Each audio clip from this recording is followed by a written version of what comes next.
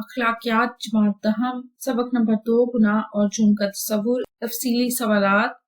سوال نمبر 1 ہے جرم کیوں ہوتے ہیں اور اس بارے میں مختلف نظریات کا جائزہ لیں۔ گناہ اور جرم، سب سے پہلی ہیڈنگ ہے ہر دور میں انسان کے ساتھ جرم اور گناہ جڑا ہوا ہے۔ یہ دونوں انسان کی فطرت میں داخل ہیں، اس لیے ازل سے انسان اور جرم اور گناہ آپس میں منسلک ہے۔ معاشرے میں لوگوں کے ایک ساتھ رہنے سے ایک دوسرے پر انحصار بڑھتا ہے تو لوگوں پر حقوق و فرائض عائد ہوتے ہیں، اور جب حقوق و فرائض صحیح طرح ادا نہیں ہوتے اور لوگوں کی حق تلفی ہوتی ہے اور یہیں سے گناہ اور جرائم جنم لیتے ہیں۔ گناہ اور جرم کے محرکات۔ مذہب گناہ اور جرم کے محرکات کو کم کرنے میں کیا کردار ادا کرتا ہے؟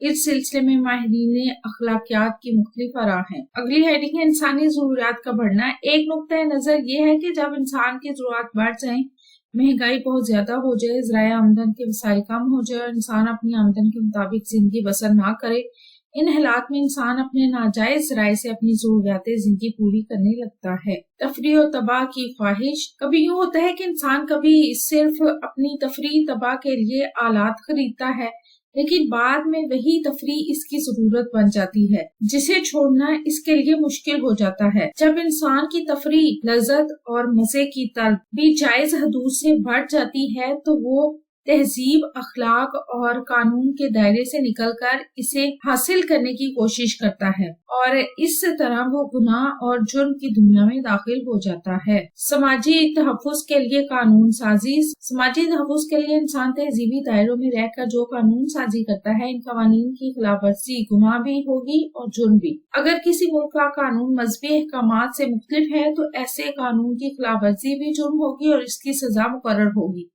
ملکی قوانین کی خلاف ورزی کی سزا اسے دنیا میں ملے گی اگر گناہ کا تعلق الحاد سے ہو، اور اس کی سزا موت کے بعد ملے گی۔